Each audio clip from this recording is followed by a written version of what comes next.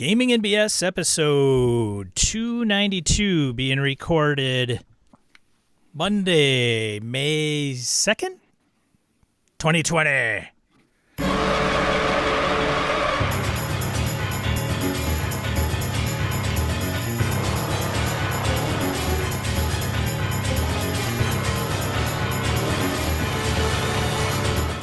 Welcome to Gaming and BS, a tabletop RPG podcast. I'm one of your hosts, Sean. And I'm Brett. Welcome to the show, folks. Glad to have you all here. And it's the 4th, Sean. Just it's the May the 4th. Why did I say? Yeah. Yeah, it says May the 4th. Be. Come on, Star Wars guy. May the 4th be with you, man. And also with you. Yeah. I was raised Lutheran. Right. So there we go. There we go. So it's May 4th. We're going to talk about low fantasy. Let's see here. Should we just get this out of the way? Yeah, we should. We have one of Cobra Commander's rejects is on the show. Oh, we got Mr. Hobbs from Hobbs and Friends of the OSR hanging out with us because we're talking about low fantasy RPG. And judging by the banner that he stole from the last convention he was at, we think he knows quite a bit about this. So this is why he's here. Hey guys, how's it going, everyone? Welcome, Mr. Hobbs. What's with the thing? Yeah, what's with the mask, dude? Oh, sorry. I wanted to do social distancing. You know, when you're coming from one podcast to another, we don't want to mix up our germs or anything. But I just got it today, and I wanted to show it off. Oh, the Hobbs and Friends. There you go. I think honestly, do you have a Hobbs and Friends T-shirt on? I do. See, that's like double social distancing because as soon as people see you wearing that, like, I don't want to talk to that fucker, and they just back off. Believe it or not, that's true. I'm kidding. That's actually pretty cool, dude. I like that. That's very cool. I've been wearing this mask for like the last half hour. It's killing me. I was gonna say it's got to be hot and uncomfortable. Yeah, your face is gonna be sweating like your feet. Yeah, I mean, it's always kind of hot and uncomfortable around here. There's a lot of mirrors. Oh, yeah. I see. Anyway, good God. Now we're just digressing horribly here. Sean, announcement-wise, let's see. GameholeCon registration. Hobbs, you going to run anything at GameholeCon this year? In November? Thinking of running? If it happens, I'm running low fantasy gaming there. No, it'll happen in some way, shape, or form. So if they do an online version of it, would you run that way? I absolutely would. Awesome. I would be honored to. Very cool. Have you heard, Hobbs, of Con of Champions? That one that's going on? I have. I did not sign up to run anything yet. Yeah, it's May 23rd to the 25th is that one. GameholeCon's, just so people know, is November 5th through 8th. May 23rd through 25th. So coming up here in 21 days is Con of Champions. Proceeds go to help tabletop events. JT and the team, great group of guys, men, women, helping kind of keep that whole convention scene rolling in a lot of ways. So if you can help them out, do so. Sean, you got any other announcement-wise, man? Want to talk about anything? I don't offhand, but welcome all of Hobbs Goblins. I think we've been raided, so thanks for everybody coming over. If you haven't heard us before, well, this will be an experience. Well, we'll see how it goes. Yeah. So I think best way to start off a show when we've got Hobbs is to have a voicemail from Kojo in Random Encounter. So let's get DM Kojo's word here, and let's move it on. Random Encounter. Let's see where we field comments from social media, email, etc. Voicemail from Kojo coming at you. Hey, BSers, it's DM Kojo. Just wanted to call in and first of all, wish you guys best health during this crisis. And I'm doing well, and my family's doing well, so hopefully yours is as well. I was thinking about the last episode. There was a emailer who had talked about initiative order and some various systems that they were trying. And one thing I've been toying around with, but I have not actually tried it yet, is incorporating the Fantasy Flight Star Wars initiative system into D&D or some other role-playing game. One thing I really like about their system is that when you roll the initiatives and you compare to the other side, there's basically player character initiative slots and non-player character initiative slots. And so you rank them based on the initiative roll, and then you are able to have whichever character thinks they can be most effective go in whatever PC slot when it comes up. So if a PC slot is first, whoever wants to go first can do that. And then if there's an NPC slot with the next highest initiative roll, where the bad guy goes, and then you might come back to another PC slot down the road, however it works out. So it's kind of interesting. It makes for a lot of good, interesting collaboration at the table of, hey, I've got something I want to try. Why don't you guys hold back? I know we simulated this in some systems with players saying, I hold my action until I see what somebody else does, but this kind of removes the need for all that action holding and remembering to go back to people and all that kind of thing. So I haven't tried it. I know you guys played Fantasy Flight Star Wars, so I want to get your thoughts on that initiative system, applying it possibly to other systems. All right. Thanks, guys. See ya. Cool. Thanks, Kojo. Sean, we have played both. You've run Fantasy Flight Star Wars for me. Hobbs, have you played Fantasy Flight stuff? Yes, but only a little bit. Okay. I'm not. When Kojo went through the initiative, I'm like, yeah, I remember it, but it's been a couple years since I did it. I think Sean and I have been toying with this anyway. Probably revisit initiative as kind of as a whole. It's interesting because sometimes people will have, excuse me, kind of like a totally unstructured piece, like side by side, right? So I roll my D6, really old school style. I roll mine. Hobbs is game master. He gets a 6, I get a 4. His guys go first, or however the initiative, system works out. And I find that having some kind of structure can be really helpful for some groups, even if it's like Kojo was saying with PC slots, like, hey, it's my turn. Who goes where? You kind of assigning and doing. That can be pretty helpful. Because sometimes the free-for-all or banking on the players to all cooperate appropriately and give everyone a chance to do something can be kind of tricky. So, Sean, what do you think, man? I think we should bring that one back. We've talked about it a bit before. We could pull that one back out of the bin and dust her off. What are you thinking? Yeah, maybe. Initiative, always a fun topic. Well, did you bother to listen to Kojo at all? Do you have any opinion? Yeah, no, I like the initiative system for Fantasy Flight games. I'm sure there's other games that tackle that. As a matter of fact, Low Fantasy does a little bit of it's not completely good guys, bad guys, but it is very similar in who passes and who fails, and then you get to kind of choose who to go. Would you take the Fantasy Flight one and try it in a D&D game type of thing, or do you not see that being that portable? Oh, I would do. Yeah. I mean, you have to have a method. You can't just do straight up rolls and then go 17, 18, 20, 19, 18, 17 and count it down and then go, oh, I mean, I guess you could.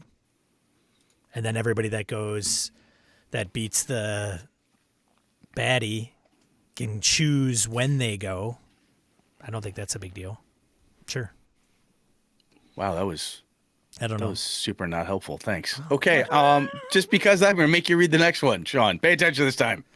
Wow, jeez. Matt V comments on one campaign to another. Very cool. timely episode for me, gentlemen. We have a couple months left on our current campaign and have been kicking around what to run next and brought up a campaign I had previously ran. We've been running the same campaign but in a different system. I've already caught myself thinking about a few things that went a certain way in the previous campaign. Hard to go into blank slate, but Brett was right. That's why I had to read that one. Keep going. Bask in it, Brett.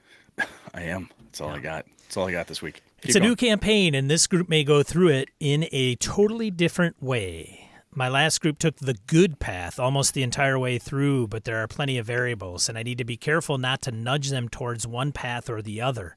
I already caught myself thinking of one outcome and how cool it would be for them, but there are actually 3 to 5 outcomes, and they may not pick the one my last group picked. Yep. Yeah, that's a given. No, absolutely. I have never previously ran the same game twice other than some singles in PFS, Pathfinder Society. I'm assuming so. I have often ran something after playing it back in PFS. I would notice if I didn't really read the adventure before running it, I'd basically run it exactly how my game master previously ran it, even if in retrospect they had obviously done it wrong. That's a small problem. That's a little bit. Yeah. especially when running on the fly, which happened to me a lot back then. I'd end up doing something just because it was done that way previously, then read it like halfway through and go, oops. If I had more time, I'd try to pick out the good and the bad and see what mistakes they may have made. If we end up doing this, I'll update you in the future and how it went. Very cool. Yeah, thanks, Matt. All right, so let's see here. Good grief, my screen's locking up there. So Jared Rasher commented on the same episode 291 last week's. Because our AL Crew Adventures League ran a lot of hardcover adventures, we've got a taste of local stories about how different groups handled similar challenges. One of the AL tables was notorious for making every possible bad decision when they were playing Out of the Abyss. I ran Storm King's Thunder using Lost Mines of Phandelver as the starting point. I've got a blog post about it what I would do if I ran it again. Got a little link to his post out there. His thoughts on Storm King's Thunder, structure and pacing. Some spoilers here, so if you're in it or plan to run it, don't. Reviews and discussions about D&D role-playing games and wider geek culture. I have so many ideas of what I would do differently, including the order of resolving the plot of the adventure. I loved it, but it kind of fell apart towards the end and lost some clarity. While not published adventures, I started 2 Star Wars Age of Rebellion campaigns where I would love to start new campaigns within the same setup. One campaign was the PCs going undercover as military contractors at an Imperial shipyard trying to sabotage the whole shebang while trying to recruit local insurgents.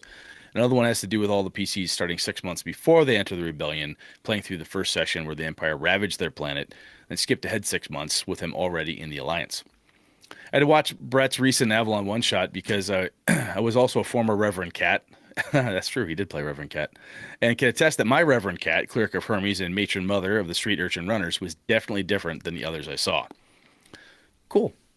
That's good. And yeah, so when that reference there at the tail end, as I was saying, I ran that. It was an adventure I ran or a PC or that had been reused.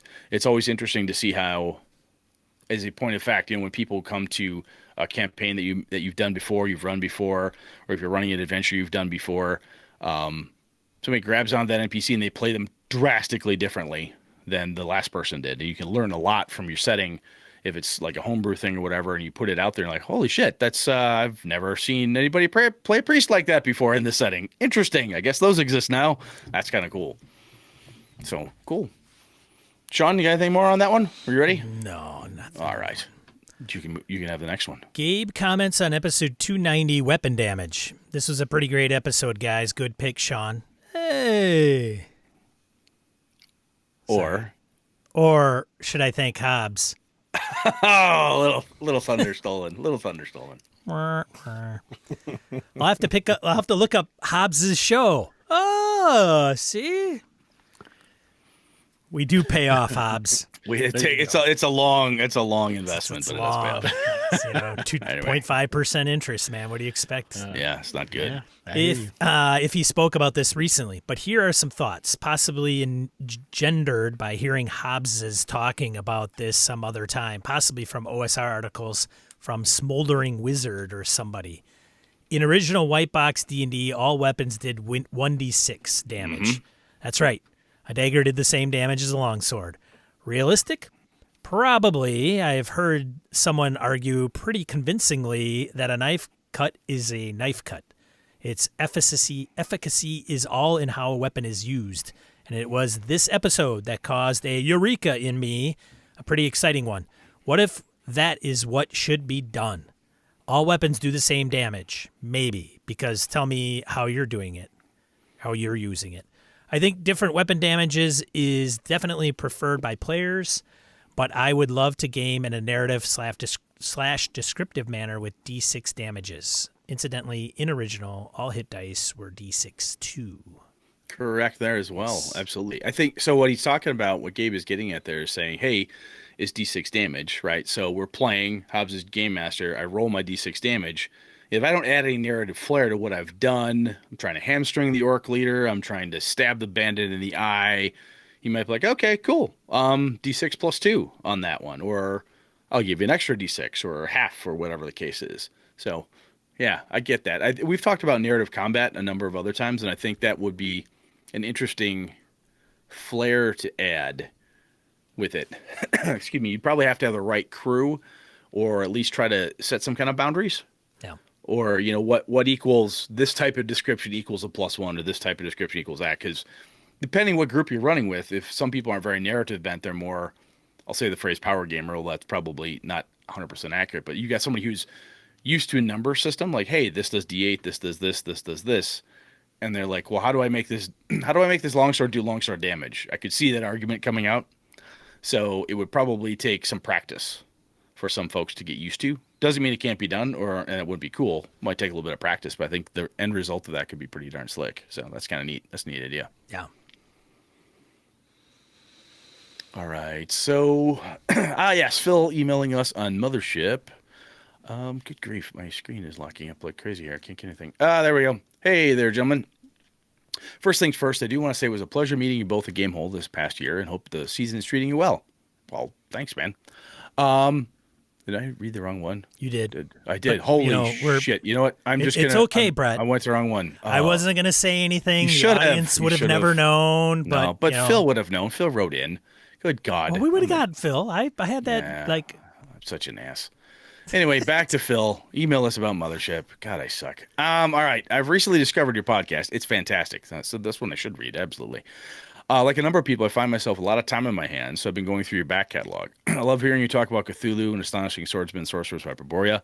I primarily play D&D, so listening to you guys discuss other systems has me jonesing to expand my horizons with my own gaming group. Listening to Sean describe Mothership immediately made me think of Call Cthulhu's system with percentile dice rolls.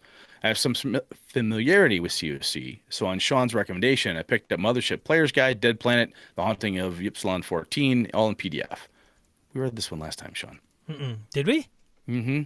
Was this old? Did I not get rid of it? I think you forgot to get rid of it, but I'm going to finish it because it's pretty good. Okay. I described the premise of the game to my two groups, Aliens, Event Horizon, The Thing, and immediately bid on it, and we're pumped to give it a roll. Thanks, guys, Phil. Yes, we read that one last time. Okay. But it was worth reading again. I failed. He got a double dip there. I think that's one of the first times. This is our first episode. We've never podcasted before. No, this is take 292. Let's see if we can get it done. It's like 290 tries. Exactly. Every time I'm here, this is a huge cluster.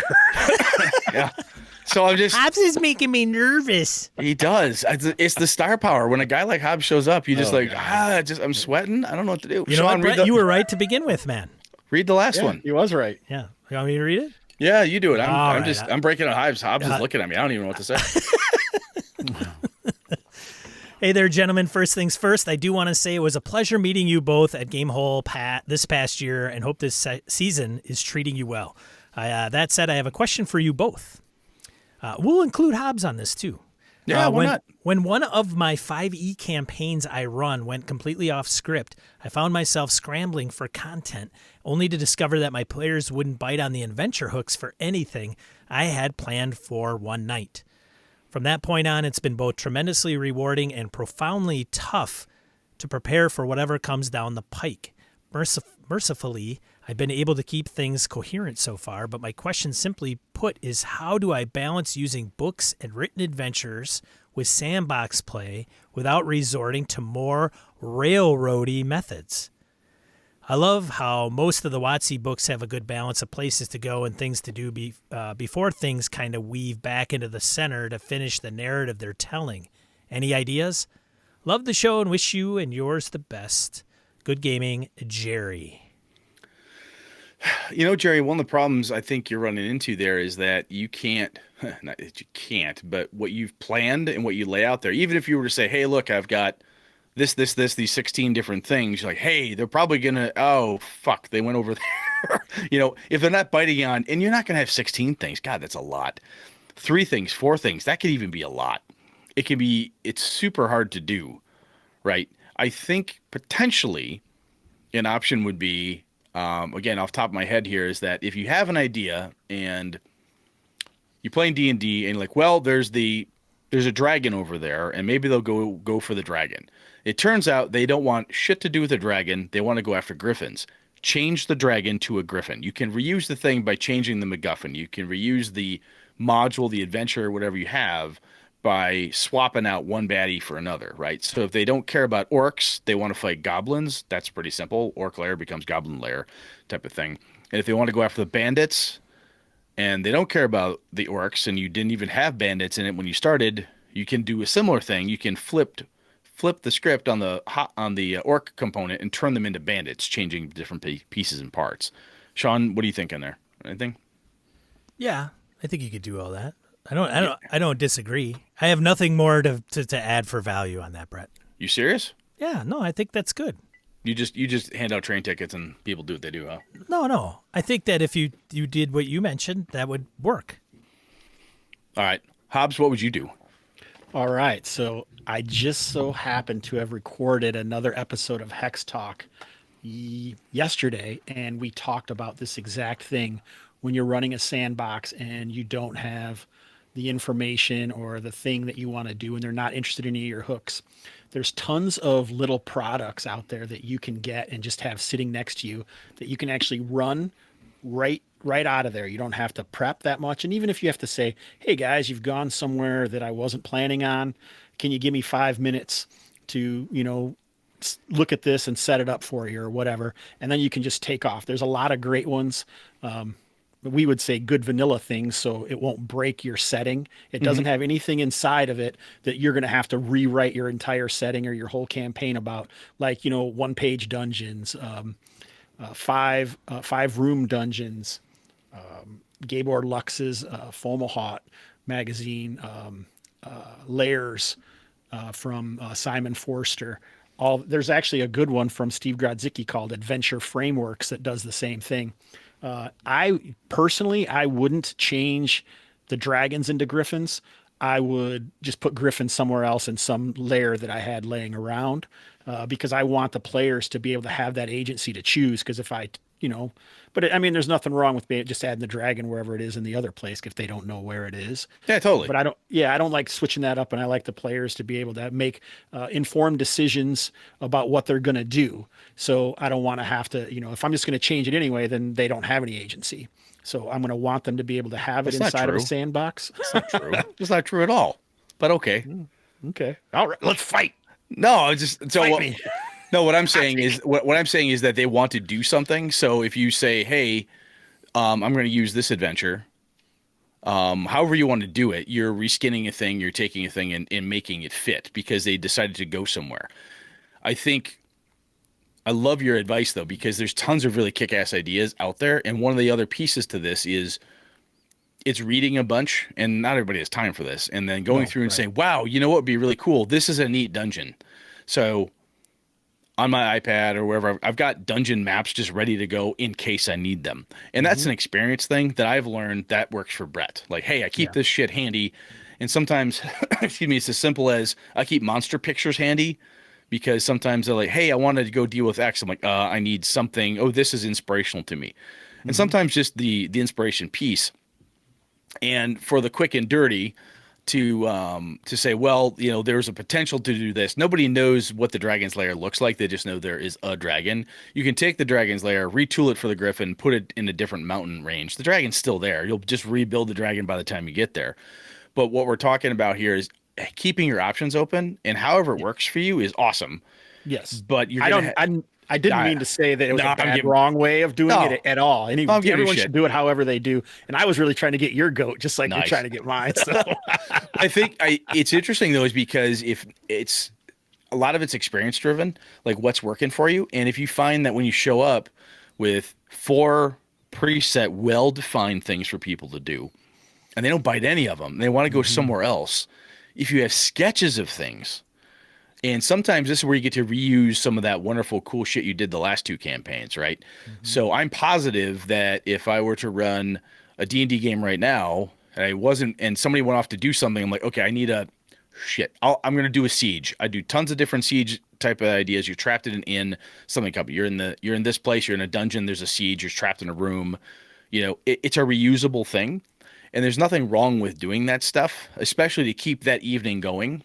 If you've got a dungeon that you've used before, maybe this group has never seen it, or you've read this one, it's a 1-page adventure you thought would be pretty freaking cool, having that stuff handy is kind of like the old school card catalog, right? You just whip through the index cards, go, oh, thank God, I have a dungeon. Hey, Brett. Oh, they went to the mountains, I got one. What's a card catalog, Brett?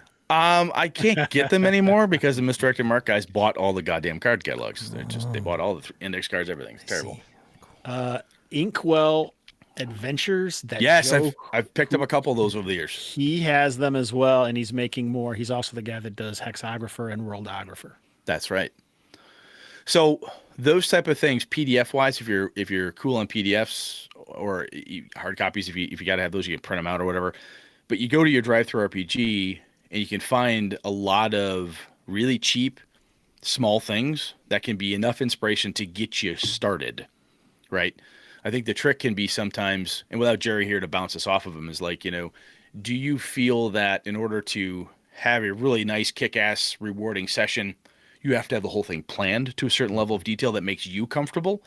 And if that is true for you as a game master, you need to decide what's the minimum I need to be comfortable. And that way you can have a stack of the minimums next to you without having to go all in, I guess is what I'm saying. And sometimes, you start with a minimum thing. Hobbs is like, all right, pulls out the Inkwell idea, throws it down. And we're 3 hours into a 6-hour game session that night. And he goes, you know what? We're done for tonight because this is all I got right now. We'll pick it up next time right here. And there's no reason you can't do that type of thing too, from like a time management and also your sanity management. So Yeah, then you get flux out and you still have a great time. As long as you have fun, that's all that matters. exactly. Sean? Sean's just upset. That's the lesson. I think That's totally the lesson. wraps it And up. break. We're done. Thank you. Show. But Right. Yeah. Hopefully you got 290 something out of that, Jerry. Damn. 292 takes. So we finally cracked that one. That's awesome. That's good. No, seriously, Jerry, if that doesn't help, or if you have more, not that you want to write up a shit ton of detail, dude, but if you want to come, hey, I've tried X, Y, and Z, and this isn't working. And if other people have ideas and thoughts out there, Hobbs gave some good ones.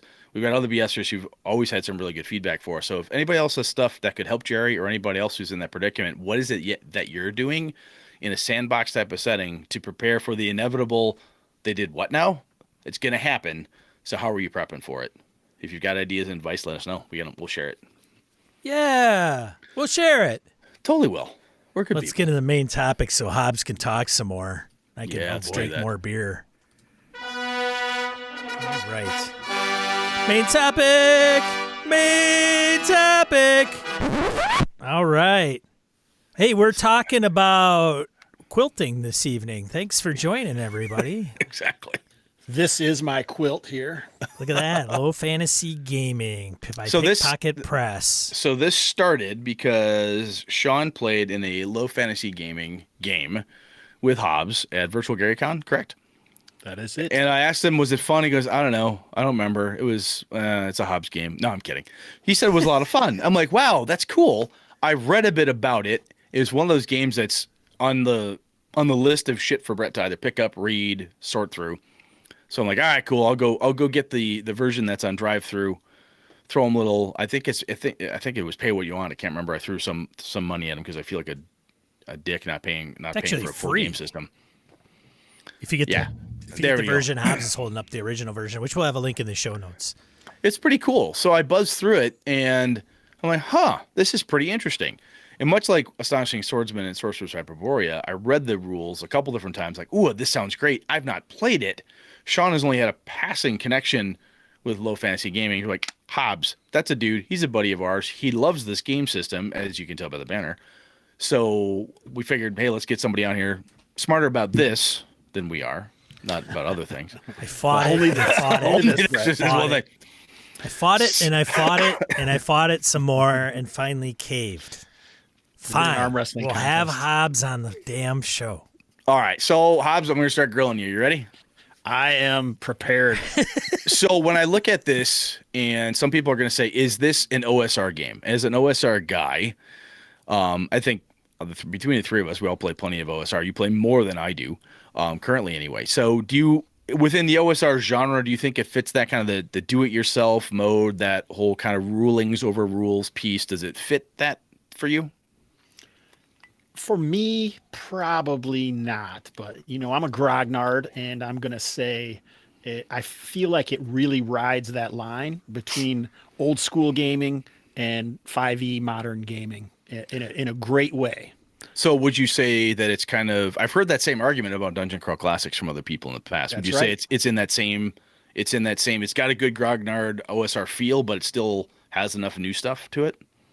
Yes, I would actually say it takes the little bit of new stuff in DCC and expounds on it. Okay. Okay, cool. So if you're an OSR person, this is going to have some interesting stuff, but it's also not so back in time, if you will. It's a horrible phrase, but right. If you've played 5e and you grab this, it's not going to feel like, oh my God, there's no skill system. Where's this thing? A lot of this, and I shouldn't say a lot, but some of the things you're used to in certain quote unquote modern games is here, but there's enough homage and whatnot back to the OSR components that it's got a bit of that too. It definitely feels like an OSR game. That it's got that ambiance, or the aesthetic of it is trying to make you think of Appendix N stuff. Okay. So when I pick this up, I'm like, okay, I do a quick thumb through and I'm like, wow, this is a system. And it specifically calls out that there's no setting. It's a frameworky type thing. This makes me think of, hey, like the Midlands and or that type of thing. So how do you, when you run this, does that seem as a detractor to you? You go, no, I'll just use this for Kalamata, or I'll use it for this other setting. Do you see it being able to kind of slap into whatever setting you want, or how do you use it when you're doing it? So I'm going to tell you a quick little story, the way that I found low fantasy gaming. Go for it, man. I like looking at settings and seeing what I can get from settings. And I found a setting called the Midlands, which I think confused you. You were thinking of Midlands. Yeah, I totally said Midlands. Sorry. I saw it and I said Midlands because I had the green book in my head. The Midlands. So you had that in your head. This book came out after Low Fantasy Gaming, the original version, which is what Steve calls it, who's in the chat, which is pretty cool, I think. Oh, hey. Nice. But this is the setting that I liked, and most people that I hang around with, they say that this game is not a low fantasy game. The setting isn't a low fantasy setting? The game system. The game system isn't. Huh. No. But if you take it from where Steve took it when he created this game, is he was playing 5e and wanted it to be less fantasy or less epic fantasy, or less the D&D genre, and draw it back. And so that's why he called it low fantasy gaming. But if you compare this to, a BX or something like that, it's not necessarily going to feel less fantasy than that is. But if you compare it to 5e, definitely less, it's more gritty. Isn't that what he calls it? So it's I think when we get into some of the system mechanics pieces, which is coming up pretty quick, we'll have a better grasp of it, because I'm going to agree with you there, because there's enough pieces of it like, oh, this feels lower, but this mechanic is not, right? Mm-hmm. That type of thing. So I get what you're saying. So when you look at it, to go back to the question, then that's your setting for it. Do you see it as a portable thing? Like, hey, I could run this. Yes, absolutely. Okay. You could run it anything. So like when I run my con games or my one shots, I allow any of the character classes and basically just kind of let people do whatever they want to do. But when I run a West Marches game in the Midlands as well. Mm-hmm. That's drawn back. Like I've pulled all the spellcasting classes out. I've pulled I always want to say Arcanist, but that's not it. The Artificer. I pulled the Artificer class out. So those are things that can open up later when those are found during the game. Because even in the Midlands, he says that the gods are gone and magic is prohibited by most of the cultures. And so the way I did that is I pulled them all out. And then if the players do certain things or find certain things, then that'll open up those classes. Okay, so let's talk, before we get any further then, there is the original, standard original, and then the deluxe version. So when I read, the one I have is the original / standard. And when you talk about some of those classes, I'm like, that must be in a deluxe version, because I don't see that. So what does, apart from a couple new classes, what else has the deluxe version got going for it that makes you say, oh, that's the version to have versus the standard or original? Is there something, not saying that you're saying one is better than the other, but if I were to prefer X, which one would it get me? You know what I'm saying?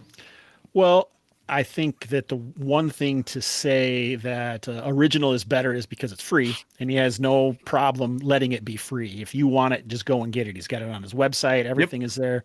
You can just get it. And the deluxe is just going to give you more options, more classes, more tables, more information that might have come out in like the Midland, because the Midlands came before deluxe. So there's some stuff in deluxe that is not. That is in Midlands as well that he ported over. So like hireling information, random encounter type stuff, random weather tables, just like NPC interaction tables. Okay, yeah. So you take the original plus the setting stuff, and he made some cool rules to help fit the setting and so forth. Let's take that, shuffle it together, make a deluxe book that carries all those bits and pieces to it. The deluxe is not set in the Midlands, though. The deluxe is still setting agnostic. It is setting agnostic, but some of the stuff refers to the Midlands. Like he also has a few adventure frameworks in the back that you can use, and those are set in the Midlands, but they're good vanilla in my opinion, where you could put them anywhere without much problems. Okay, very cool. Many problems. Yeah, and it was touched on a little bit earlier about how you could get this for free. There's a lot of resources on the website you can get for free. Yes, I was surprised to see, and I like Steve's philosophy in just saying like, man, we just want people to play it, which is awesome. And then if you want the deluxe version, you could pay and chip in, and there's other products that you could buy, so that's pretty cool. Just want to say great. that. I felt like I wasn't talking enough, so I felt that I wanted to. I'm glad you threw something out there. I forgot you were here for a second. Hobbs and I were having fun. Yeah. So man. Thanks for wrecking that. Sorry. So let's talk about mechanics for a bit. We've hinted at different pieces and parts.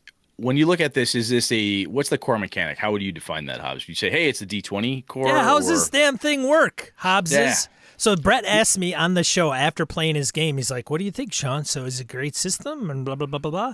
But precursor for folks that didn't listen to that episode is that one thing about the game to touch on is that Steve created it at Pickpocket Press to, like, one of the kind of mantras he put on the website is that it's electronically supported on virtual tabletops.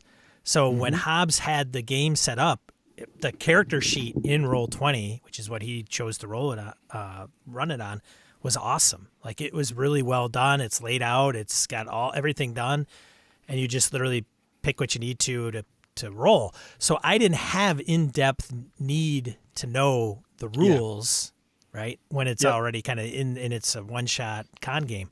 So having said that, when Brett asked me that question, I'm like, well, I know some of the rules because Hobbs would, say this is how initiative works. Like you get, what is it?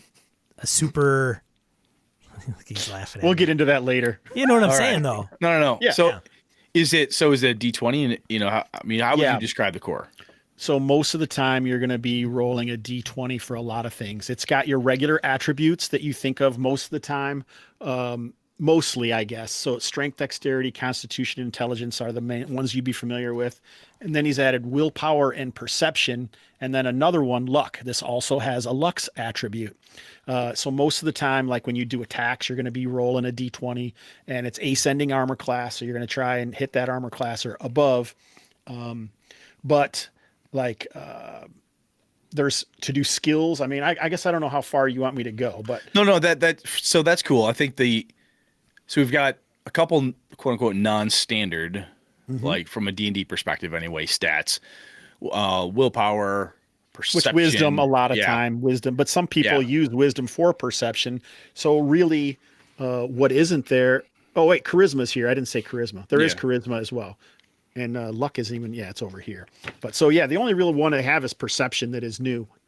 So I think from the luck one is interesting to me because I remember, there's luck from DCC and there's other game systems that have luck. So how does luck function in this one? I guess I'm kind of talking about the non-standard mechanics. There's reroll, there's retry, die pools, reroll pools, martial exploits, and luck. So let's start with luck. How does that function? All right, so luck is a derived stat. So when you first make your character, you're going to get a 10 plus half your level rounded up. So at first level, you're going to have 11 luck points.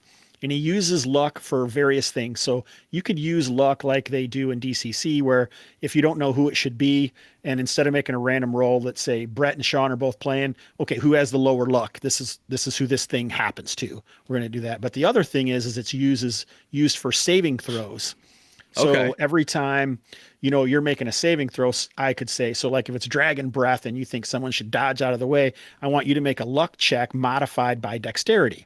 So on the character sheet, all you do is a drop down table, you pick dexterity, and it's roll under. So you're going to try to roll under that. But anytime you're successful at a luck check, your luck stat goes down by 1. Oh, so it's a pool. You're burning it. Yeah, it's a resource that's being used. And you use luck for other things as well as not just saving throws. Okay. So that's pretty much what luck is for. And it's another resource, right, that you're using. And it's going to go down. So the more you succeed at it, the more your luck is going to go down. So one of the other things that uses lucks are these martial exploits that are talking about. So he has minor exploits, major exploits, rescue exploits, and then party retreats. So this is kind of like the mighty deed in DCC. Yeah, that's what it reminded me of. I read that. I'm like, oh, this reminds me the fighter's mighty deed. Oh, I want to knock the guy off the cliff. I want to trip him. I want to do, a big whatever the case is. Yeah, and you define the thing, roll the dice.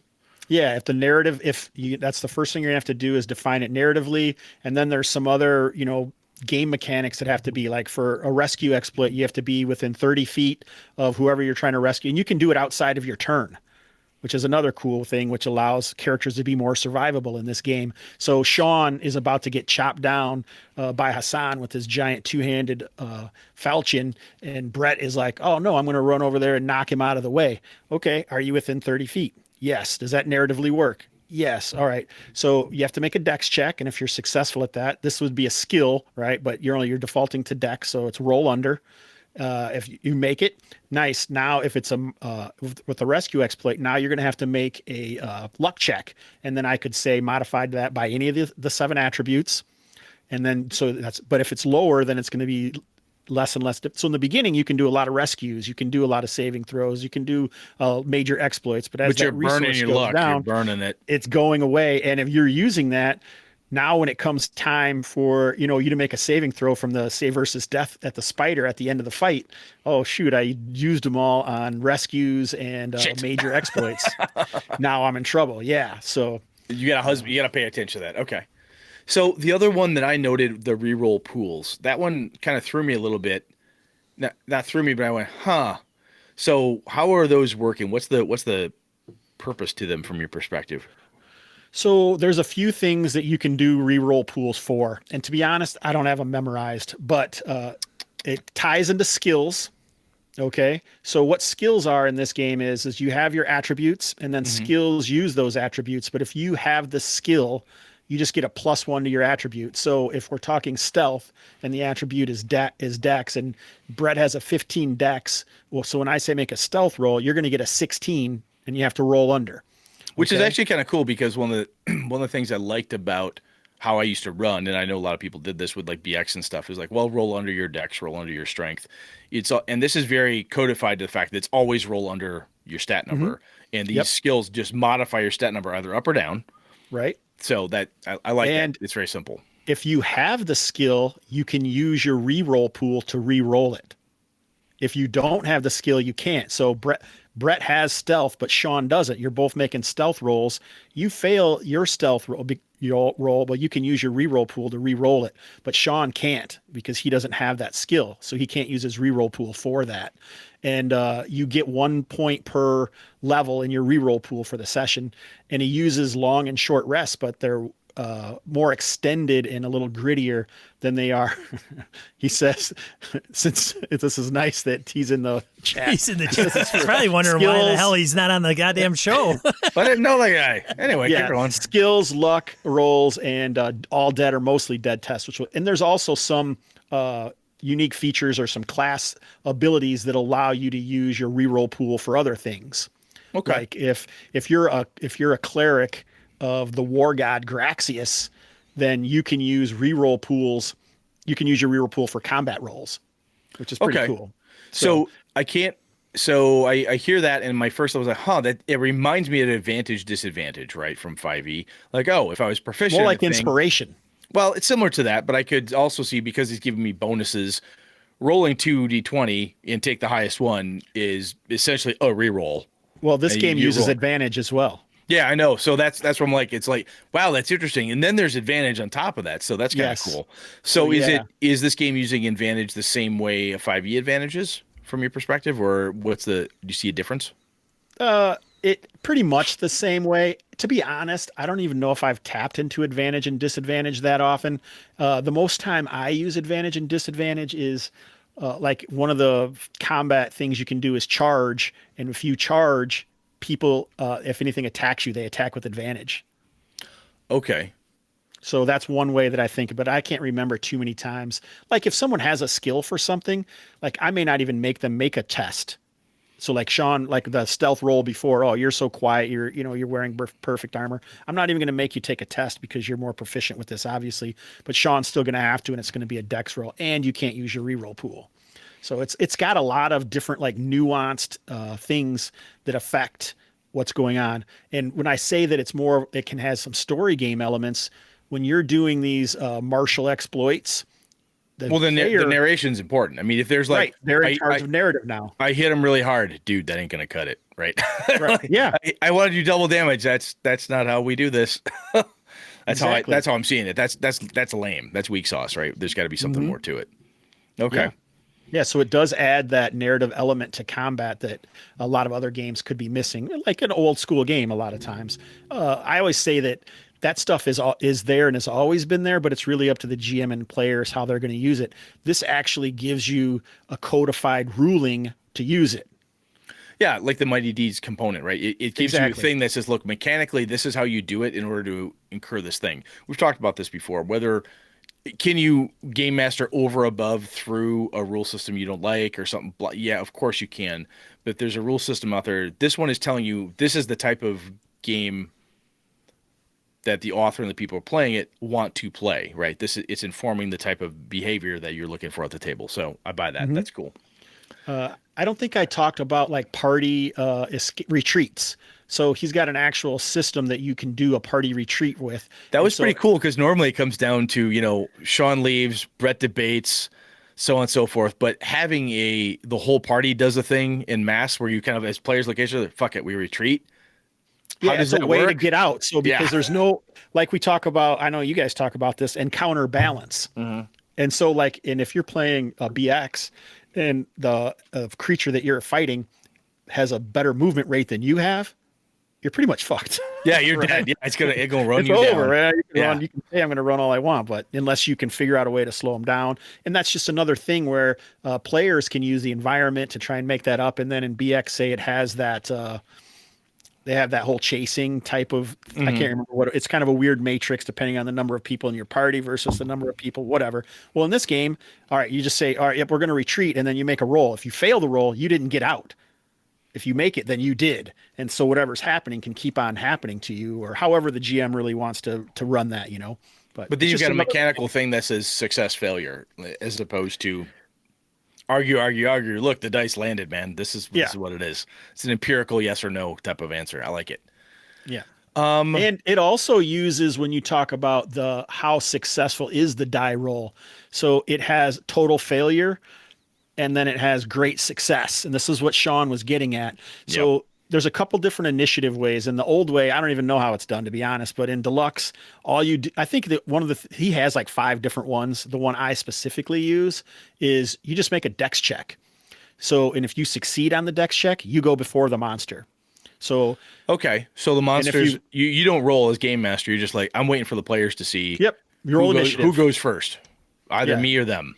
Yep, just roll initiative. And then like the great success is, so if say your dex is 16, a great success would be half of your attribute. So if you rolled an 8 or less, you'd have a great success. Got it. But if you have a total failure, that's even higher. So like say your dex is a 12, so great success would be a 6, total failure would be a 15. So it's 1.5 or whatever. But if it's above that, now it's a total failure, so that's like even worse So whatever happens, it's just a way for you to like varying success or how successful you are. And like there's boss monsters, and boss monsters, you have to have a great success on your initiative roll to go before they do. Got it. Okay. Yeah, so you're not. It's not versus. You go against yourself, right? It's kind of Yeah. It's not an opposed roll. It's a player facing roll, really. yeah. Yeah, because the monster basically is static. It's like, look, you either go in before me or after me, says the monster. I'm just waiting for you to figure out how good you are. Which I thought was, and it ran very smoothly. I thought, I mean, and even so, running a one shot for Hobbs and explaining that, it was pretty easy. Like, hey, here's the deal. And if you run it on Roll20, you don't even know what I didn't even need to know what that was. You just click the button and off it goes. Yeah, you click the button and it would say, great success. Oh, Or success, failure, or total failure. right. So Yeah. Nice. Okay. So All right. So any other mechanics that you want to call out that are like special or non-standard or different, unique, whatever other euphemism we want here, anything that you're thinking of that mechanic-wise, like, hey, this is really cool? I kind of hinted at it before, was the short and long rests and how they're different than 5e. Yeah. So the long rest is like days. Like this is like you go back to town in between sessions, your downtime is considered a long rest. And that's when you would just get your stuff back or however many points. Like you don't even get luck points back until you do a long rest. And then it may only be one per long rest or something. So if you use this up in a campaign, it's huge. I've only really experienced it in kind of the one shot or in the West Marches version. So time goes by, but it's not the same as it would be in a traditional campaign. But in the short rest, so you're using up a lot of the abilities of the characters are like you can use them one per level or whatever, casting spells like for the spell casters, or, your luck points or your hit points. What you end up doing is you have these checks that you can make. So you get to choose, you can only do a short rest after in a significant combat. Mm-hmm. So you can't just do them whenever if you feel like it or whatever. And a short rest could be overnight. It could be a few minutes after a fight. It could be however you want to do it, GM and player wise. So you have these checks. You can do 1, 2, or 3 checks. And you can only do this once, each of those once between long rests. Okay. What that means is you don't automatically get the stuff back on the short rest. You're going to take this many will checks to get what you want. And these are the choices that you have. Like you can get half your hit points back. You can get 1 reroll point back.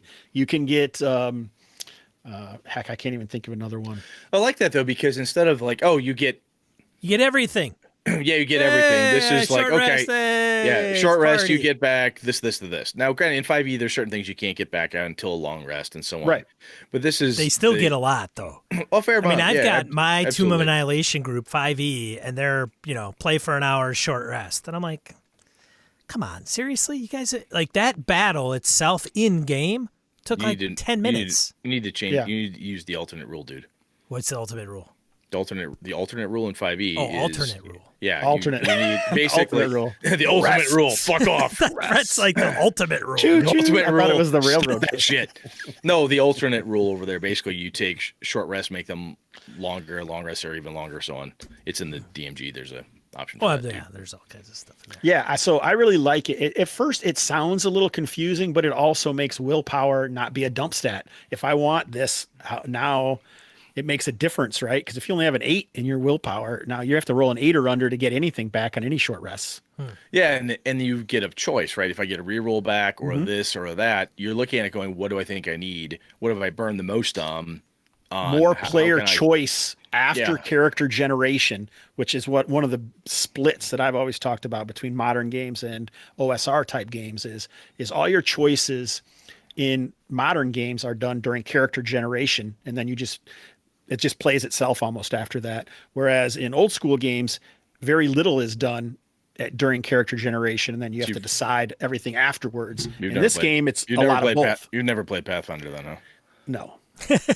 But that's character generation. I'm considering that a modern game. No, it. What? When you're 5th level and you've chosen a different path, you choose all the different components and parts afterwards. That's the whole. Most of that game is played after the character's made. From a character That's creation the the character creation part, but I'm talking about actual gameplay. Actual gameplay. Yeah, like when I have an old school game, my character, so I don't what you're already saying have, is you want your choices in a different place. Okay, got it. Yeah, exactly. Your Right. choices are during the game or during character generation. Okay, character generation, character enhancement, improvement, level ups, and so forth. That's fine. Away But from the table versus at the table. got it. Okay. Okay, cool. Different Yeah, phrase. that is Got it. that is interesting when it's positioned like that. Yeah, no, I like it. It's different, right? Not good, wrong, bad. Otherwise, it is different. Yeah, there's some people that I need to like, try it's it. awesome. I need to try it to see how it works because there's piece of that I really, I like that. The concept sounds really cool. I got to try it. The other piece about this that through the free version of it that I grabbed was the whole no cleric component, which is like, oh, that's kind of cool. And I've been talking with a couple different people about true Appendix N, in my opinion, adventures. There's no clerics. There's no difference. There's no difference. Sorcery, wizardry is wizardry. Magic is fucking magic, and that's just all there is to it. So it's interesting that they took it out, and then you look at the spell list and like, oh, there's Cure Light Wounds, there's the spell, there's the healing stuff. It's just all melded pieces and parts in. How does that go over when you do it? Do people like, oh, what the hell? When you know what I'm saying, when you introduce it, do you get some weird kind of pushback, or people? So my particular use of this situation is different because I have no spellcasters in my Midlands game, right? So I took those out of that West Marches portion of the game. But when I run it as the one shots, I have one of each class, so you can pick that if you want to. And I would say he has a cultist, which kind of is more like a cleric from Deluxe. That's deluxe version. DC For the Who's at Home. See, I don't even know. I don't even know which classes are in which because I do. You do. Anything you list that I don't know. Brett anything doing some research. Anything you list that ain't in the book I've been reading, it ain't here. So keep going. But the wizard still the magic user still has all the casting of cure light wounds and all those things. The cultist is still doing other stuff. I finally had a cultist in the last one shot I ran, which Eric Salzwedel, BSer, played in, and who else? Harrigan, another BSer, played in that game as well, and Eric Salzwedel played, and the cultist didn't really feel like. He really felt like more of a holy warrior than he did a cleric. You don't really feel that holy warrior a lot because most of the guys all they're doing is, poor Steve.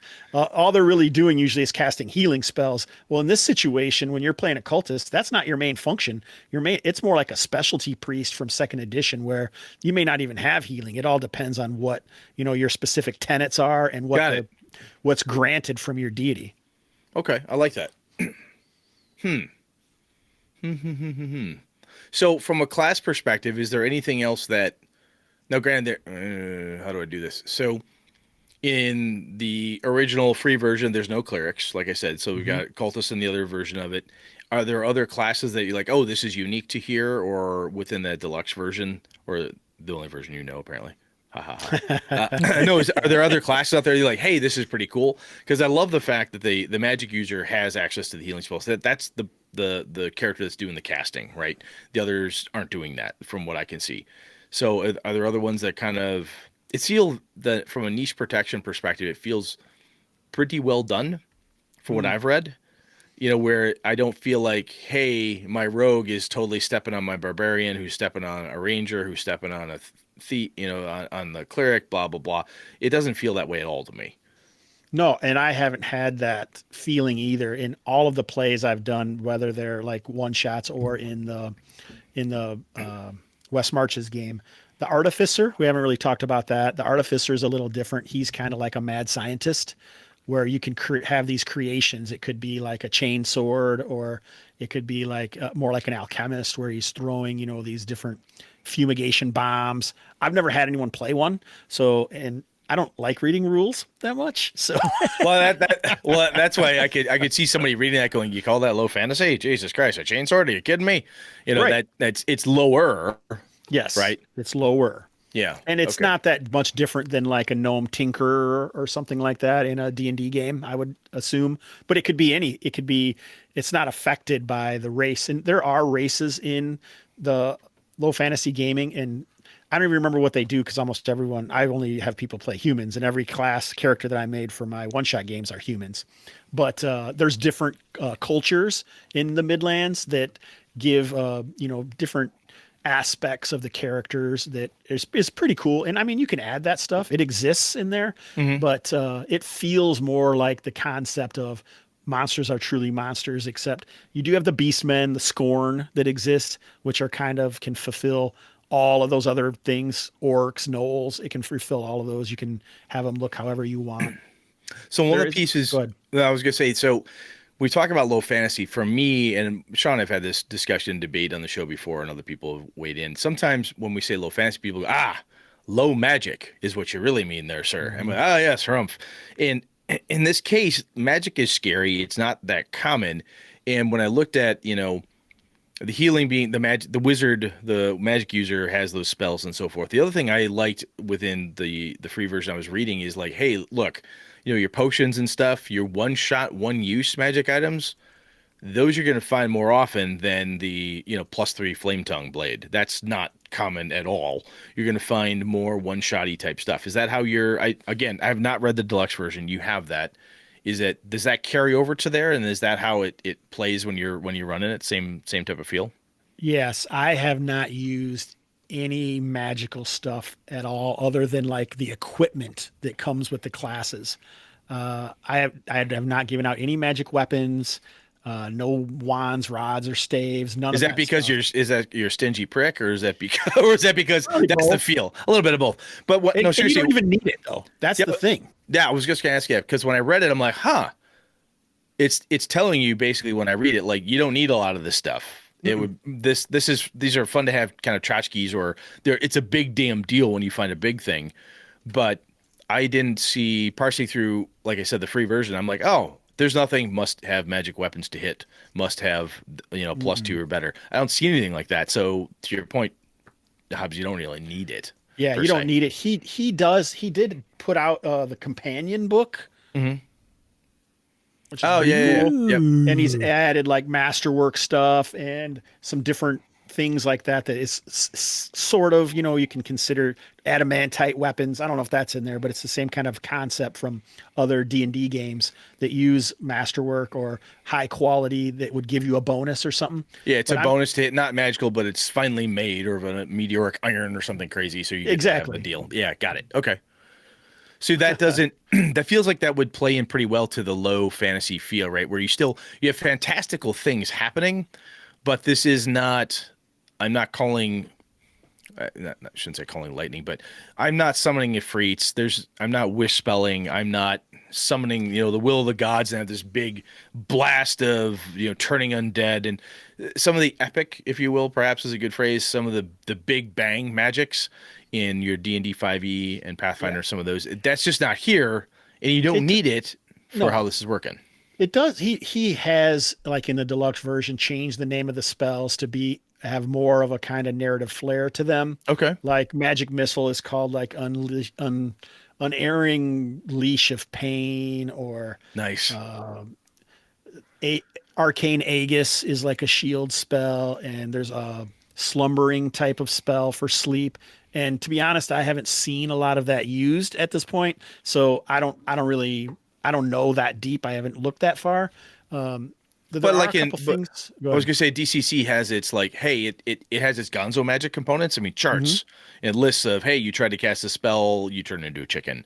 I mean, crazy wildness can occur for Logitsin battles, all sorts of what I would call very Gonzo-y stuff, which is fun. It's crazy fun. This is just, again, a different type of fun where you're not going to have that earth-shaking magic. And if you do have an earth-shaking magic, it feels to me like that would remind me of the older Sword and Sorcery, that original kind of Appendix N type of feel. Yeah. Like that's the thing I'm fighting. I'm trying to stop the evil priestess from unleashing the horde. I'm trying to stop this thing from happening, blah, blah, blah. That's where, oh my God, it's a big damn deal. And you don't just sit there and go, how come Mordenkainen hasn't just wished him away yet? Why do I have to deal with this shit, right? Yeah. So it does have the dark and dangerous magic aspect to it, right? Mm.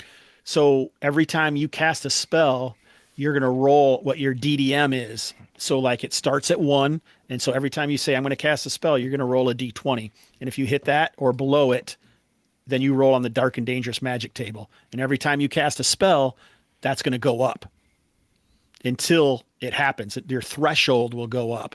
And then when you hit it, now you roll on the table, and some crazy ass shit can happen. Like in the playtest for the adventure that Sean went through, it was Tim DeShane, Courtney Campbell. I can't even think of who else. Maybe Larrett the Beautiful was in that game. I don't know if he played with you or not. But anyway, there were some guys who played in that. And when Courtney cast a spell, like this demon came out through the veil is what they use. So, and then they ran from it, and then it ended up attacking some other stuff. But it was a lot of crazy stuff can happen on the dark and dangerous magic table. Yeah, but it's all dangerous, right? It's not like, wow, that was a super huge benefit. I accidentally cast a 4 times damage fireball. No, you accidentally summoned Azathoth, who came through and, tore a piece of your soul away or something. So yes. Bad. Yes. The other thing that this reminds me of when I think low fantasy and I think gritty and so forth, the injuries and setbacks and the way you die in this game. Mm-hmm. One thing that I found very interesting was like, look, if you're down, you check to see if the PC is dead after the fight is over. So you could be lugging around, I could be lugging around Hobbs' character's body, for the rest of the fight. Once it's finally done, we go over there and Sean's like, okay, check. Ah, shit, he's dead. Yeah. Nothing I can do. Now he's dead. Yeah, it's kind of like the roll the body in Dungeon Crawl Classics again, which a lot of people like. Yes. But when it does, it's not, it could still be bad. Like your arm could have been chopped off, or the character is not something you're going to be able to play after this. Or... Yeah, I mean, you've got on the D20 I'm looking at here on the free one, you've got like eye injury, festering wound, head injury, muscle tear, damaged item, damaged armor, there, minor scar, system shock, sprained ankle. It's all stuff that's bad. Mm-hmm. Right. It's shit you've got to deal with. It's not like well, thank God I'm not dead. You pop back up at 1 hit point, you're ready to rock. You pop back up with a problem, broken ribs. I've had broken ribs. That sucks. Right. It does suck. Yeah, it's not fun. Everything's fine with breathing. Exactly. Yeah. Just breathing, talking, moving, looking at people sternly, it all hurts. The other piece I found that I liked about from the low perspective, it takes away the high powered magic. It takes away the rapid healing, right? And if you get hurt or something bad happens, like, hey, there's bad magic stuff that happens and makes you think twice. Do I cast a spell again? My dice have been pretty shitty all night. Do I do it? Well, for God's sakes, Hobbs, why would you do that? Your dice suck. I can see that argument at the table. And when you're beat down and you've been in 16 fights that session, and the fighter's like, dude, I'm done. I have a festering wound. I got a head injury. I got a muscle tear. My ribs are broken and my sword's busted. Fuck this, I'm going to town. You have a reason to go back. It's lower in that regard, which I think is then speaks back to the title of the game, which is really cool. Yeah. It's a gritty, it has a grittiness to it. But it's not overdone from like a shit ton of critical hit charts or it feels like it would play very fast. That was a piece that Sean mentioned to me when I asked him about the first time. He's like, how slow, how fast did it play? And Sean, you said, no, it moved along, and my question is, of course, it doesn't get bogged down in a lot of nuance and you're not rolling, on a lot of crazy tables. So criticals, if you roll 20, you just do max damage right then and there, and it's right on your character sheet. As soon as it rolls a 20, it just puts that damage right in there. Right. So. And 19s, if you roll a 19, it gives like whatever weapon you're using does special things, or if it's a monster, if a natural 19 does special things. Yeah, that's a cool point, right? Your natural 19, your natural 20, both of those numbers have something cool, which makes me smile because that 19 is like, oh, so close to the 20, even though it's just a 1 in 20 chance every time. But it's still, you feel like you're right on the cusp. Something cool should happen. I'm so close. Yes, something cool does happen. And I like the fact that when I look at the skill list, which is not a really old school OSR thing with there's no skills, right? Or a lot of the original boxes and stuff didn't have this. But when we start looking at this, it's a short list. And one of the things I like is that the attribute numbers matter. Sean and I have talked about this before, and I know other people have too, where in a number of games, your attribute stat is just chasing the plus. Yep. Right. So I've got a 17, so I need 2 more points to get a 19, and 19 gives me a +4. Why do I worry about the 17 to 19? I'm basically chasing pluses. why is there a 1 to why is there 3 to 18 stat here at all anyway? And people have argued that. And the reason, that you can say why it is historically blah blah blah, but in a game like this, you need that high stat, dude. If you've got, a 10 dex versus the guy who's got a 16 dex, hey, if you're roll on a D20, if you're trying to roll under a 10 or under 16, come on, where do you want to be? Right. Yeah, and just between 9 or 11. I mean, it's a big damn deal. Yeah. Yeah, it's awesome. I like it because it puts those stats become cool. And it's not like important. They're important. Oh, my charisma is I've got a +0 on charisma. Who gives a shit? No, dude, you have a 9 charisma. Roll under that on a D20. Oh, that kind of blows. Yeah, I mean, you realize that, and you're like, I don't want my willpower to be a dumb stat. I don't want any of this shit to be a dumb stat, man. Exactly. Because I have to roll this fucking number. It has to be rolled.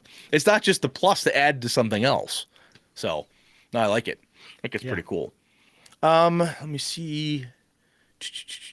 We talked about skill checks, all the main pieces and parts there. I think when we talked about this at the beginning, just to rehammer on it, we said low fantasy, and you said, hey, it's lower. We kind of joked about that, but I think where the low piece really comes in is in the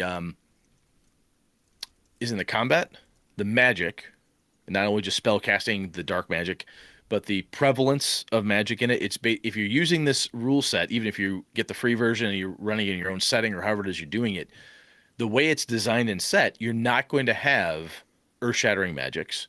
You're not going to be looking at your stack of +1 longswords deciding which one to give your hirelings, because it's not a thing you encounter. But there's still plenty of fantastic, cool things, and you have enough. You've got luck, you've got rerolls, you've got some really cool ways to keep your person alive, because you can't rely on magic, right? You've got to rely on the kick-ass fact that you're a hero, goddammit. So I think that's pretty cool. That's where the low comes into me. When I see the low fantasy, I go right to the what part about this makes it low, and it's the magic and the combat, the healing, that type of thing is what really makes it low. That's where the grit comes in. So that's kind of cool. Yeah, I totally agree. It does have, like we talked about, those decisions during character generation or after character generation. It does have more of a 3X or a 5th edition feel when your character goes up, because every third level you get a unique feature, and you get to choose what that is as long as the GM is down with it. So some of them might be like cross-class things, like you might be able to cast one spell as your warrior or whatever, or it could be something you make up or whatever. There's just a lot of different things. Every third level, you get one of this new unique features now that makes your character different than every other warrior there. Yeah, and that's got kind of that OSR do-it-yourself-y feel baked right in, right? It's like, look, you can do essentially whatever your game master and your players, everybody at the table, what fits, what makes sense. Sean and I, our characters have been adventuring forever, and I'm like, look, I think my rogue has picked up some magic from Sean's, magic user. And Hobbs goes, yeah, totally makes sense. You guys been together for blah, blah, blah. I buy that. You can have that. It also Sean? helps with the game group that you play with, Brett, if they're like the Pathfinder group that likes to, go up a couple levels and ding, and then they get to pick something that makes them unique from other things. And so you could hit that tab and get the treat, right? you can walk right up and get your food pellet by hitting that Pavlovian thing. I like and it. It adds a level of granularity in character generation that a lot of other games don't necessarily have. You don't have this exact path you're going. You can say, oh yeah, I want this to add. So now I want my character to do this. And some of them are not even, they're just like little things that you could add that like other classes might have as their class ability. I think it's just another cool thing that he has codified that like I might have added in my BX game. Yep, this dwarf has become a cleric, so now he's going to be a cleric, or he's going to be able to do this one thing. Well, this is just another way that low fantasy gaming has actually codified a ruling, as opposed to it just being a ruling, not a rule. Now it is kind of a rule, but it's still open enough that you have a lot of room to maneuver inside. Yeah, that's a good way to put it. It's like, look, here's a thing you can do, i.e. it's a rule. How you impose the rule, how you make it happen, that's on y'all. Come up with how you want to do it. Does it make sense? Yes, my dwarf can cast a spell. Traditionally, they can't. However, crazy thing occurred, I can do this thing now. Yep. And that's neat. And that's going to be that tale at your table that only makes sense at your table, which is absolutely legitimate and totally fucking cool. But when I talk to you and I say, hey, this thing happened, and Hobbs goes, huh, dwarves can't cast spells. Dude, you had to be there because this is what happened. That's cool. That's legit. And it's because of that narration component of it, I think, Sean, there's, like you were saying, there's pieces and parts of people who want that, the ding, you know, I want to get those kibble, but there's enough narration here that you have to be, and dare I say it, the right mindset, the right approach. It's like, look, this is a very creative game. Gamers in general are very creative, but this is a piece where it's not written down for you how it's going to work. Well, not necessarily. And you need to work on it. Yeah, not necessarily the ding. That's not what I was alluding to with some of the guys that you play with, but some of you have mentioned in the past. Oh, the customization. The and customization so on. piece. Yes. That's what I was referring to more, is that your group loves to customize their characters. And they want to tweak on pieces. it. Yep, they want to tweak it. They want the options. Right. Optimization. Yeah, it's fun, right? It's fun for that crew. And I think a thing like this is narratively optimizing it, which is, to me, more fun because it gives me that, oh, thank God you're optimizing, not just saying I take a plus, I take a plus, I take a plus. Why and how? And because you have to explain how and why, it makes it much more interesting. Well, to it's me, a anyway. compromise, I think, more. Yeah, it's a very good. Yeah. That's another good way to put it. Yeah, it's a compromise. Neat. Yeah. Very cool. Is there anything we missed, Hobbs, that you were like, hey, I want to make sure I say blah, blah, blah? So let's start at page 5. And go through page by page. What do you think, Sean, from your experience? Was there anything, that happened during the game that you were like, wow, this is a cool thing? So the thing that I appreciated with the system, not knowing anything about it going into it, was that it wasn't crazy different, right? So it's kind of in a box, relative to other role playing games. So like if you played D&D, you could come in, you can figure this out. Right. Yeah. Familiar enough, right? It's not radically different. It's not sitting down and playing Fiasco, which I can appreciate, but it's not that game, right? Yeah, this isn't Fantasy Flight with funky dice a little bit, so. Exactly. And then there are some things that it streamlines that I can certainly appreciate. Initiative was one of them. Now, doing a one shot, it didn't give me the depth that I probably would want long term. I mean, I've ordered a copy of it. I'm going to delve into it and everything.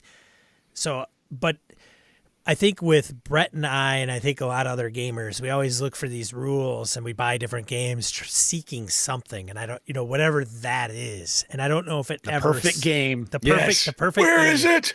Where is it? Yeah, it's like what's the stupid surfer movie from the 80s? Point Break. Yeah. Always looking for the perfect wave, right? Yeah. And so, I'm not saying that it checks every single box. Like, oh my God, I've been sleeping for 20 years, and finally, Steve in Australia came up with the game that I'm looking for. But I do think that it's got a lot of interesting mechanics. I like the low fantasy in its title, even though he may say, well, I'm not sure if that's the right name for it. It does. So it doesn't get crazy BX, okay, which I think is on one end of the scale. And then you get Pathfinder on the other end of the scale, right? And if you want to get something in between that, or even like a slight leaning towards BX from 5e, then I think that captures it pretty well. So I think there's a lot of those nuances that you could see where the influences that Steve had were, okay, I'm going to pick a little bit of 5e, I'm going to pick some BX, and then I'm going to pick a little bit of DCC, and I'm going to put that in there and make it my own and roll with it. So I'm interested to find out when I get the deluxe to read it a little bit in detail about it and see if my group would be interested in playing it. And even if I don't run it for my quote unquote home group, I'm going to run it for patrons, right? Yeah, absolutely. Have it a one shot. I'm also, the Midlands setting interests me because it's been a long time since I've run a game where a lot of the monsters are kind of the thing, right? Mm-hmm. Sometimes it's the big, grandiose, I mean, I've been running Tomb of Annihilation for a year or 2 years now, and that's different than, hey, you go out and a lion attacks you, or something. You know what I'm saying? Or a beast man or something. Yeah. So I do like it quite a bit. I mean, Brett and I probably wouldn't be talking about it if it didn't pique our curiosity and our interest. There's no point to bring a game on here and bash on it, because what's the fun of that, right? No.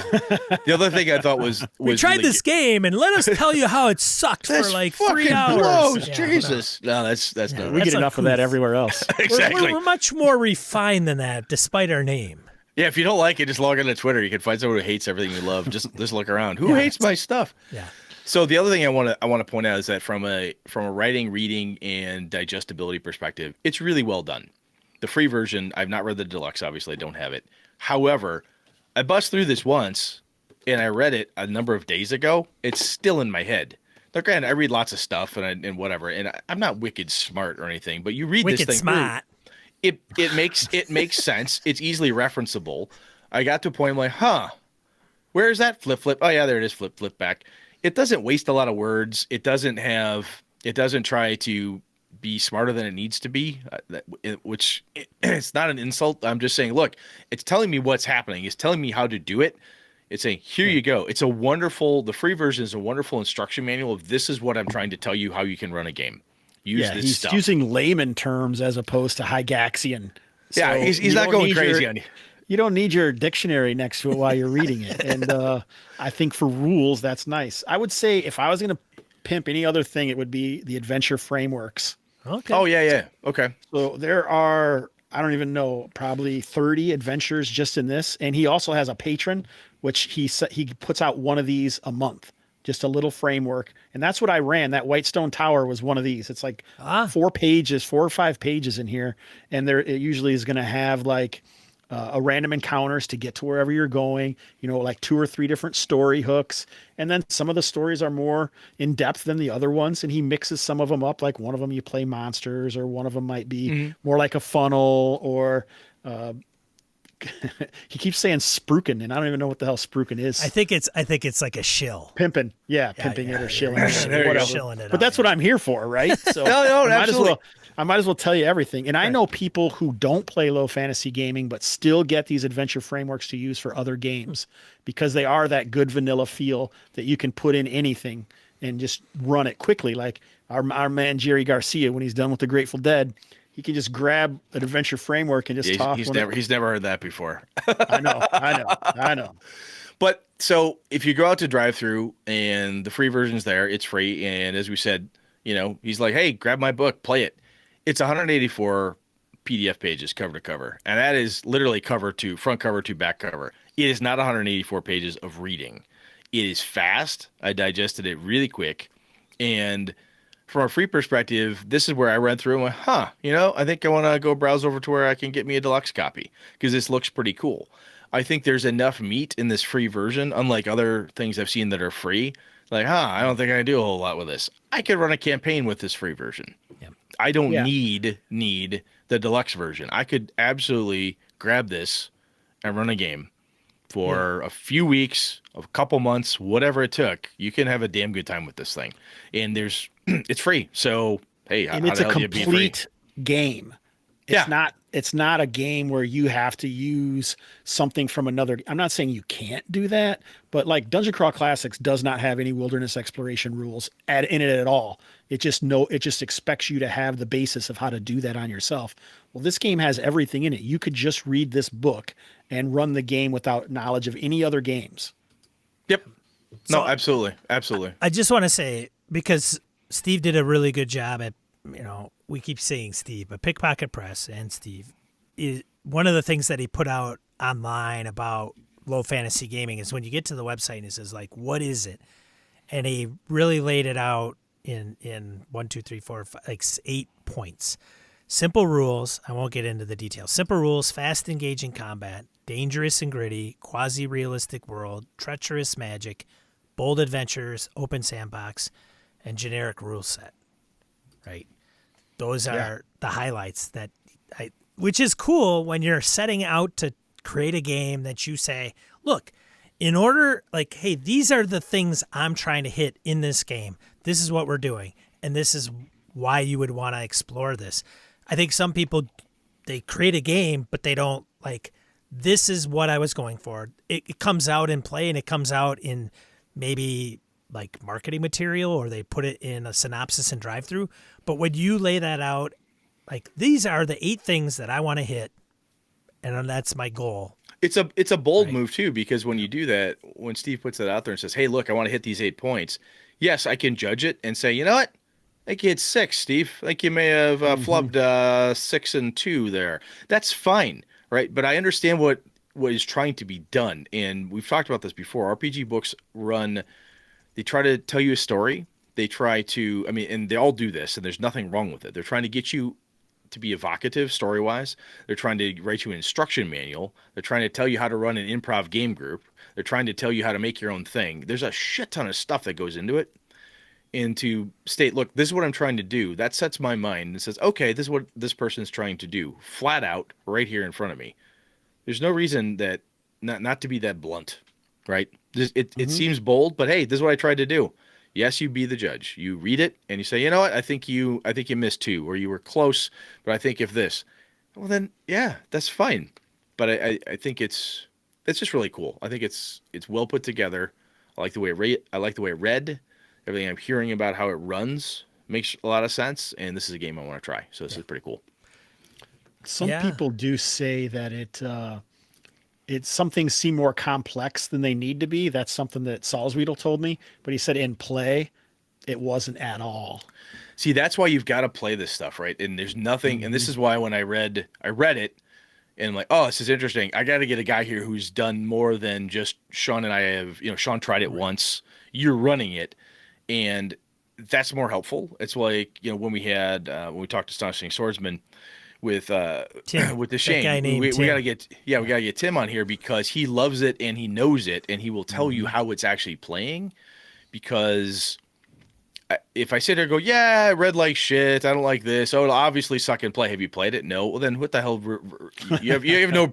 In my opinion, there's no point to review the damn thing if you've never used it. But whatever. So good job all around. I think from the team at Pickpocket Steve and the crew, I think it's well done. If you're interested, the nice part is the free stuff is solid. You pick it up, read it, and if you like it, you go, I'll try this. You try it, you have a damn good time with it, go buy the deluxe. Or you know what? You got 12 levels of play in the free version. You got a long time. You got a long time to grind through it all. There is a pretty active community putting out more stuff, and it's all free on his website. Yep. Very nice. More character classes, all sorts of things. Cool. All those unique features, all those things. So I think Steve mentioned just in the chat quick, I want to just point out Brent Taylor and David Durrett were the 2 folks that were responsible for putting the character sheet in Roll20. And I got to say, there's a lot of character sheets in Roll20. A lot of them aren't that great. This one was top notch. So those guys should get recognized for that. But Fantasy Grounds has one as well. That's awesome. Okay. Good to know. Thank you. All right. I think that's... let's roll, man. Now, that was good stuff. Let's get into die roll, right? Yeah. Hobbs, if you got something to put into die roll, I don't know, last minute if you had. He already pimped enough crap. Die roll 2d4 miscellaneous points of gaming and geekery. Want to share with you? Of course, we're gonna have links to Low Fantasy Gaming on DriveThru. We'll have links to the website, Low Fantasy Gaming website. Third one, Dungeon Fog. Online map maker and authoring tool for RPG game masters. I didn't know this thing was out there. Seemed like a pretty good tool, so I put it out there. Neat. Yeah. So it's like a map. Any silver. Pretty nice. Yeah, I didn't know that either. And so when you create it, I think you could put like notes. So if you put a point on a map, you can make a note to that point so that when you're running it, you just click on it and it comes up with the notes. Very cool. Yeah, that's pretty cool. Steve Orlick, my son's attempt to create the Artificer's Rune Arm from D&D Online in 5e. That's on Dungeon Masters Guild. Steve's a fan of the show, so his son's giving it a shot. It's like I think it's like 50 cents. It's probably like a single page sheet. Ah, cool. It's one of those give back to creator weeks for DriveThru, at least at this point in time when you listen to this. So I think a lot of people that are creating on DM's Guild, they're putting a lot of proceeds into their pocket during this period of time. I don't remember when it ends. But check it out. We'll have a link in the show notes for that. The next one, Joe and John Page hit us up via email, a website at Project Full Blade. While the base book is not completed on the site, we do have the Make a Character pages completed on the site. They're also creating an audio series that is complete, available on the site. It's a tabletop role-playing game with its own musical library, which they've composed in-house, which I thought was pretty cool. Very nice. And so I will put that in the show notes as well. And then the last one is Origins Online. So I don't know, like Origins is going online, obviously. Oh, that's a big damn con. But That's going to be interesting to see how they pull it off. So here's the thing that I have a beef with, all right? He's getting his soapbox Son on. of a bitches, man. So let's sit back and ride this one out, ladies and gentlemen, because everybody else is probably taking off. So the same thing that I have a beef about with some crappy game stores, I'm looking at Origins, and it's run by Gamma, right? Yeah. So I go there, and I'm like, oh, okay, Origins Online. I go there. I've got the FAQ link. I'll provide it in the show notes. And I click on it, and it's like, hey, we're going to have an online con, right? Do it because that's it. But if you go to different places on the website, it's as if they're running it in frickin' like October or something goofy.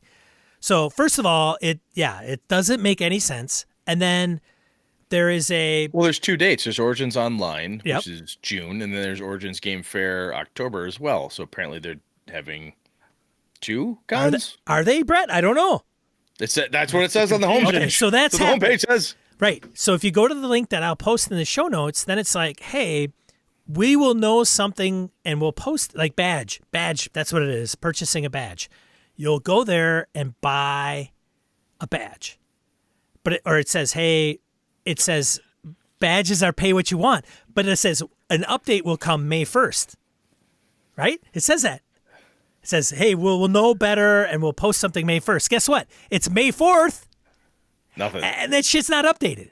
But they still have the important dates for the October show. October show event submissions and badge registration. So guess what? When you go to event submission, like, hey, if you're interested in running a game for Origins, go here and click on this. And it takes you to a Google form that asks you a bunch of questions like, hey, are you a part of a game group or a DM group? What game are you wanting to run, and what platform are you wanting to run it on? And I'm like, dude, just use tabletop events, you tools. Seriously, you're going to take all this shit from Google Forms and put it out on a website for people to register? It is going to be a complete shit show. You've heard it here first, ladies and gentlemen. Sean, Gaming BS. Thank you very much. It already is a shit show. It totally is, man. I'm like, it doesn't have to be that hard. Go to tabletop events. just by clicking around, it looks like they're actually running 2 cons, which is completely possible. But then say that, like, hey, we're going to have online, and then we're going to have an. I think they're holding out for complain October. about stuff here. So let's move on. I was like, oh, Origins online, cool, online. Yes, that sounds like I will run events. Okay, cool. And then I started looking into it, and I'm like, ugh, this is like chewing dirt. We have a long-standing thing, Hobbs, where we complain about game stores and conventions. I hate it when shit is effed up, and it doesn't have to be. Because you know why? You know why I get... This is the guy who started the show with happy May 2nd. Yeah, May 2nd, May the 4th. The reason I get burned up when I get like this is because I've got such a love and passion for the hobby and gaming conventions, and I just love it so much. And when people totally F it up for no goddamn reason, it just burns my ass to no end. That's the reason. Like I get burned. I get it because easy, I care. Easy. Because I care, Old man. man yells at cloud. He just cares. Oh, damn it! He just cares too much. Let's wrap this. I'm sorry. Wrap it up. Because I care. Wrap it up, people. All right. I will run low fantasy gaming for any BSer 1 time a month. 1 shot. Nice. That's fantastic, Hobbs. Thanks for the offer. That's very nice, man. Yeah. That's very cool. Yeah, you don't want to play with Sean. He's terrible. I'm just kidding. No, that's fair. All right. Well, hey, we got to wrap this up. Hobbs, before we go, anything you want to promote, talk about your Hobbs and Friends, the podcast, anything? So for less than a coffee a month, you can be a Patreon for Gaming and BS, and you should do that. Oh, thank you, sir. I appreciate that. So is Hobbs and Friends, where if somebody wants to find you, Hobbs and Friends, the OSR webpage, or how do we send people to your podcast? HobbsNFriends.com. You can find me on the Twitters at OSRNHobbs. I have a Facebook group, Hobbs and Friends, MeWe group. Yeah, and you can send me an email, hobbs@hobbsandfriends.com. Sweet. Thanks, man. We good, Sean? Brett, what are we talking about next week? Next week, we're going to talk about skills. Try again. A little skill dog piling discussion. Whoa. Yeah. I try again. It'll be really easy. Do you let your guys re-roll skill checks all the time until they get it? Ooh, this again? No, I got a different thing. A little bit of that. Anyway, carry on. Thanks, So Hobbs, for reroll being on. pool. Just want to thank Jason Hobbs for Hobbs and Friends. Check out his podcast and where he can find it. Where can they find you on Twitter, man? You already said that. Did You you should say pay that? attention. I'm not Yeah. paying attention. You know I'm what, so find me riled on up. Anchor at Random Screed if you want to do that. Give me a call. That's the personal side of Hobbs. That's right. All right. Well, thanks everybody for tuning in. I'm one of your co-hosts, Sean. I'm Brett. Good night and good game and all.